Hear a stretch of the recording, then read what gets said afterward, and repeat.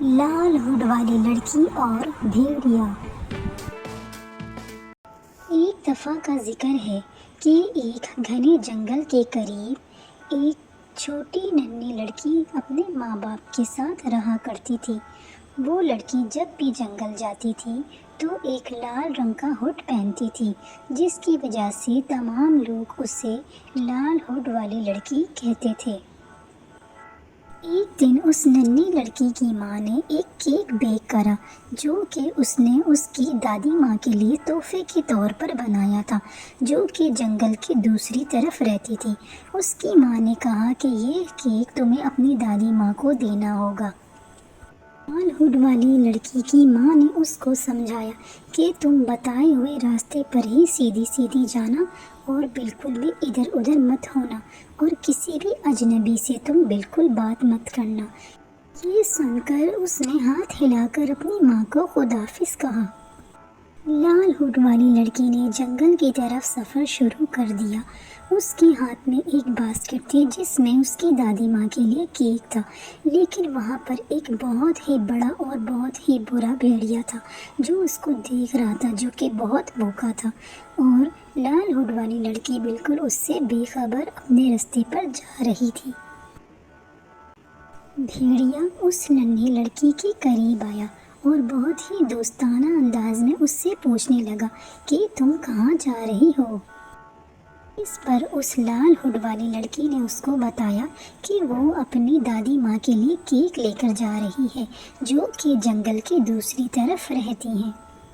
اس بڑے برے بھیڑیے نے لال ہوڈ والی لڑکی کو مشورہ دیا کہ تمہیں اپنی دادی ماں کے لیے کچھ پھول اکٹھے کرنے چاہیے، جس سے وہ بہت خوش ہوں گی۔ یہ سن کر وہ لڑکی پھول جمع کرنے میں لگ گئی، اور بھیڑیے نے سوچا کہ یہ اس کی دادی ماں کے گھر اس سے پہلے پہنچ جائے گا۔ بھیڑیا لال ہوڈ والی لڑکی کی دادی ماں کے گھر چلا گیا اور اس نے دروازہ بجایا۔ دادی ماں نے پوچھا کون ہے؟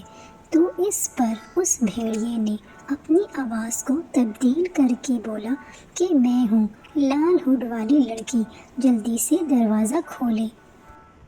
دادی نے کہا کہ دروازہ تو کھلا ہوا ہے۔ یہ سن کر وہ برا بھیڑیا اندر آ گیا۔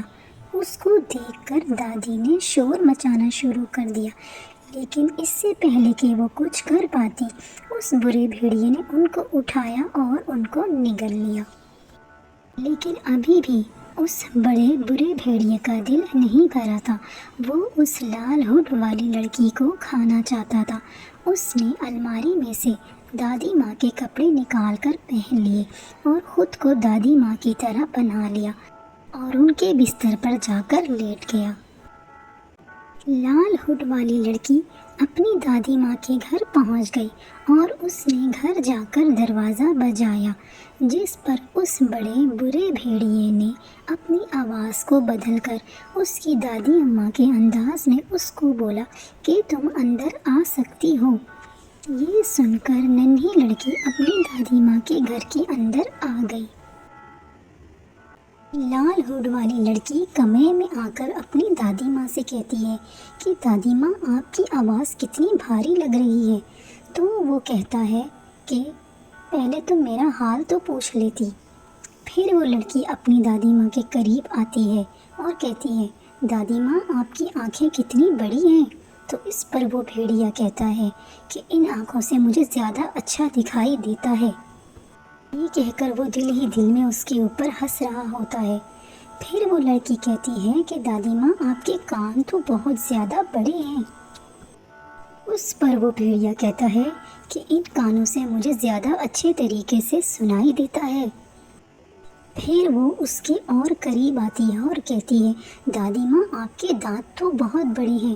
یہ سن کر وہ بھیڑیا کہتا ہے کہ اس طریقے سے میں تمہیں زیادہ اچھے طریقے سے کھا سکتا ہوں۔ پھر وہ ہنستا ہوا اپنے بیڈ سے اٹھتا ہے اور اس لڑکی کے پیچھے بھاگنے لگتا ہے۔ لال ہوڈ والی لڑکی شور مچاتے ہوئے باہر کو بھاگنے لگ جاتی ہے۔ اس کا شور سن کر سامنے ہی ایک لکڑہارا اس کی طرف توجہ ہو جاتا ہے اور جلدی سے بھاگ کر اس کی مدد کو آ جاتا ہے۔ لال ہوڈ والی لڑکی اس لکڑہارے کو بتاتی ہے کہ اس نے میری دادی ماں کو کھا لیا ہے۔